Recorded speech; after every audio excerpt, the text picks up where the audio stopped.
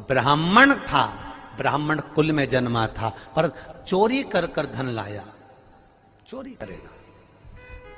भगवान ने जितना बड़ा पेट दिया है ना, एक बीता का दिया तो एक बीता का, दो बीता का दिया तो दो बीता का, जितना बड़ा पेट दिया है भगवान ने उसको पेट दिया तो पेट भरने के लिए भगवान ने उसको भोजन भी दिया। ये पेट भरने की जवाबदारी तो मेरे भोलेनाथ की है, पर पेटी भरने की जवाबदारी मेरे भोलेनाथ की नहीं है।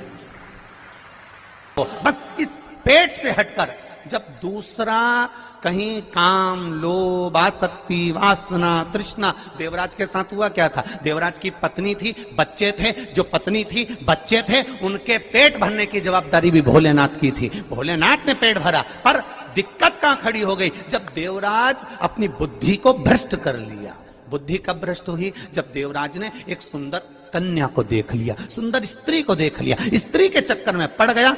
स्त्री ने कहा मुझे सुंदर सोने का हार ला कर दो, उसने हार ला कर दिया। मुझे सुंदर ये सामान ला कर दो, उसने ला कर दिया। अब उसके पास जितना धन था उसने खर्च कर दिया, अब कहां से लाएगा?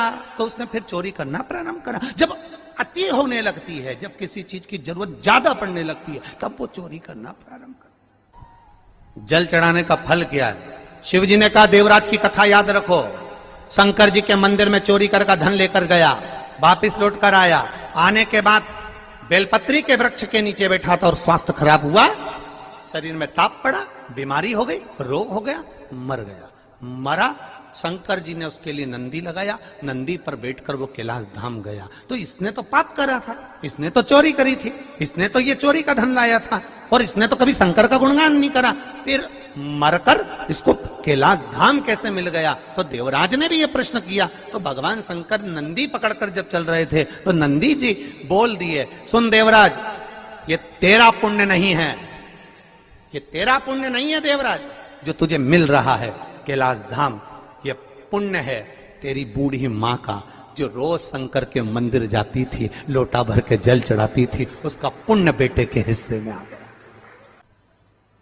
मत्स्य रथ क्यों चला गया? उसकी पत्नी क्यों चली गई? शंकर भगवान ने कहा यह कर्म का भोग था, कर्म का भोग, कर्म का भोग था। महाराज फिर लोटा भर जल चढ़ाने का फल क्या मिला इस सत्यरथ को? अब शिव जी ने कहा सुन पार्वती, लोटा भर के जल चढ़ाने का फल क्या मिला? उसका फल ये है, अगर ये नारी गर्भ से होती, पानी पीने जाती और घड़ियाल इसको मार देता, तो इसके घर में दिया जलाने वाला भी नहीं बचता, इसका पूरा वंश मिट जाता। इसके बच्चे का जन्म पहले करवाया, बच्चे का जन्म पहले करवाकर घाट पर सुलवाया, पानी पीने ये अकेली गई, इसको मगर ने पकड़ लिया, इसके बच्चे को संभाल कर रखा, क्योंकि इसने जो जल चढ़ाया था उस जल का फल ये मिलेगा कि इसके बच्चे को वापस वही वैभव फिर प्राप्त होगा। थोड़ा धैर्य रखना पड़ेगा, थोड़ा धीरज रखना पड़ेगा, थोड़ी सहनशीलता रखना पड़ेगी, थोड़ी आनंदता रखना पड़ेगी, थोड़ी सहजता रखना पड़ेगी। क्या देगा वो उसके ऊपर। आपका चढ़ाया हुआ एक लोटा जल क्या फल देता है, आपका चढ़ाया हुआ एक लोटा जल आपको क्या प्रदान करता है, ये आपको मालूम पड़ेगा कि आपने जो लोटा भर के जल चढ़ाया था उसका फल क्या मिला है, उसका आनंद क्या मिला है, उसका सुख क्या मिला। अन शिव की कथा कर पार्वती, अभी तुमने देखा कि सत्यारथ चले गया, अभी तुमने देखा कि उसकी धर्मपत्नी चली गई, अभी तुमने देखा कि उसका सारा वैभव चले गया। अब तुम पूछ रही हो कि शंकर भगवान को जल चढ़ाने का फल क्या है। अब मैं वो फल का दर्शन तुम्हें करा रहा हूं।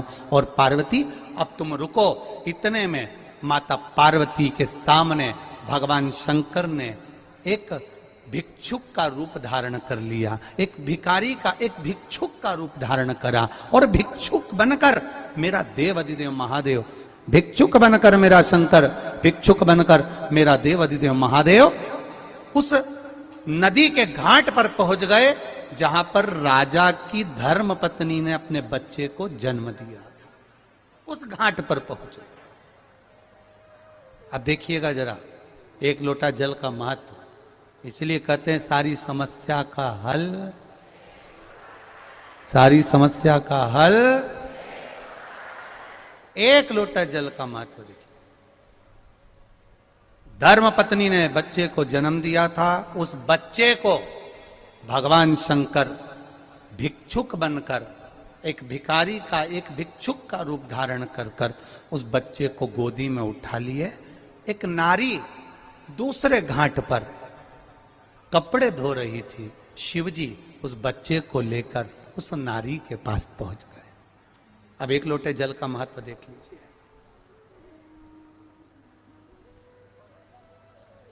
उस नारी के पास पहुंच गए मेरे भोलेनाथ, और मेरे देवाधिदेव महादेव जब उस नारी के पास में पहुंचे, मेरे देवाधिदेव महादेव ने आवाज लगाकर कहा, माता माता माता।